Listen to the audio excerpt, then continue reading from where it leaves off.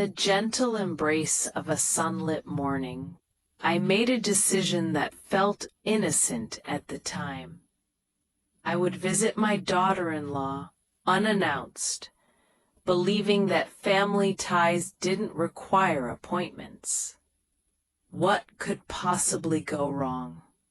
I had spent the early hours baking her favorite apple pie, a warm concoction of tart apples wrapped in a flaky crust with just the right amount of cinnamon that made the kitchen smell like home. I envisioned the joy on her face, the laughter we would share, and felt a flicker of hope that kindness could still weave the threads of our family together. But as I turned onto her street, the morning appeared deceptively serene.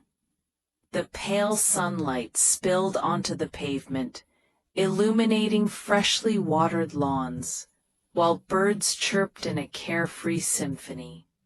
Yet with each inch closer to her home, an ominous feeling coiled within me. Pulling into her driveway, my heart sank the moment I spotted it. A silver SUV parked by the front steps. My husband's car. Panic whispered through my mind, yet I fought against it.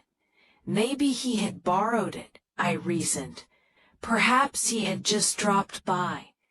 But the casual positioning of the vehicle felt too intimate, too familiar, and my chest tightened as a cold wave of dread washed over me. I gripped the steering wheel, my fingers white with tension as I stared at the SUV, willing it to vanish. A strange numbness crept through me, dulling my thoughts. But soon the weight of curiosity pulled me from the safety of my car. The gravel crunched beneath my shoes, each step echoing in the stillness, until laughter drifted from inside the house. Her laughter, light and melodic, intertwining with the deeper, more comforting laughter of Frank. I froze, rooted to the spot, as the sound filled the air around me, a mix of intimacy and ease that I hadn't heard in years. Then I heard Frank's voice, soft and warm, a sound that had been reserved for her, not me. A moment sliced through the air, sharp and brutal. I should have turned away, left silently, and never looked back. Yet betrayal has a gravity all its own. Once it grips you, it's impossible to escape. I crept toward the kitchen window, the one that overlooked the dining table where many family meals had been shared. The window was cracked open just enough for me to hear her teasing words. "You're late. I thought maybe your wife was keeping you busy." My heart plummeted as Frank's response echoed in the air, laden with familiarity. "Don't start. You know how careful we have to be. If your husband ever finds out, we're done." The words settled into my chest like stones, heavy and suffocating. Your husband, my son.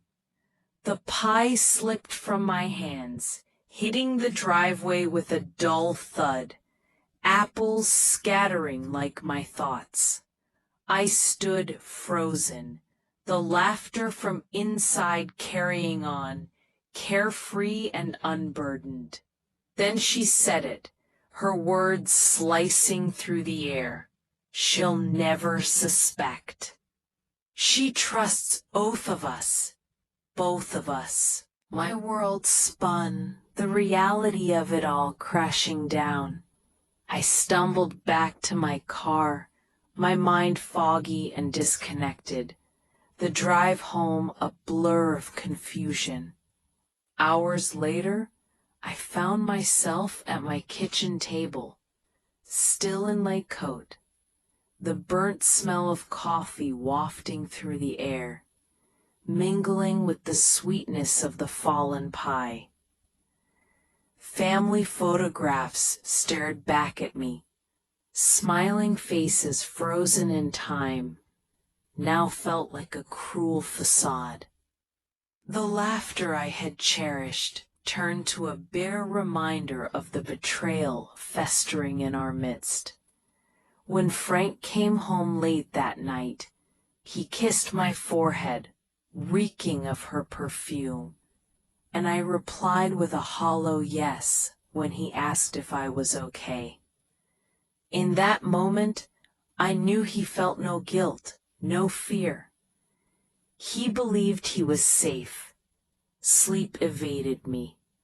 I lay awake, acutely aware of each breath he took, every inhale a reminder of how completely I had been erased from my own life. The words echoed in my mind. If your son ever finds out, we're done. The next morning, I awoke to a household that felt foreign, too quiet, as though it was holding its breath. Frank left early, and I watched him disappear down the street, my own reflection in the window staring back, hollow and unfamiliar. I didn't cry. I didn't scream. Instead, I sat at the same kitchen table where we had shared laughter for 25 years, and I began to count the lies, the sacrifices, the years I spent shrinking myself to keep everything intact. When my son called that afternoon, I didn't answer. I couldn't bear to destroy him just yet. That night, I opened a notebook, not to write a letter, but to draft a plan. I quickly realized how little I knew about our finances. Frank had always handled everything. Trust, I learned, is perilous when it's one-sided. Under the cover of night, while he slept, I searched for answers, emails, bank statements, and then I found them. Not just an affair. There were transactions involving my son's money. Clarity replaced fear. I sought out lawyers quietly. When I filed for divorce, Frank laughed, dismissing me. I smiled back, knowing I was no longer the woman he thought I was. They tried to intimidate me, sweet voices wrapped around sharp threats, but truth holds its ground. In court, they turned on each other, desperate to save themselves, while I remained silent. The judgment came like a quiet storm, assets frozen, names erased, lies untangled. Months later, I saw them fighting in a parking lot, driving an old car. I felt nothing, no anger, no satisfaction, just an overwhelming sense of finality. I sold our house and moved somewhere quieter, near the water, where I began to write again, not about betrayal, but about rebuilding. Letters flooded in from women I'd never met, saying my words helped them breathe, igniting a spark of purpose within me. One evening, I walked along the shore and tossed the last key from my old life into the sea. No ceremony, no tears, just a cleansing release. Here's what I learned. You don't need revenge, nor do you need forgiveness. One day, You simply stop thinking about them. And that silence, that's where freedom lies.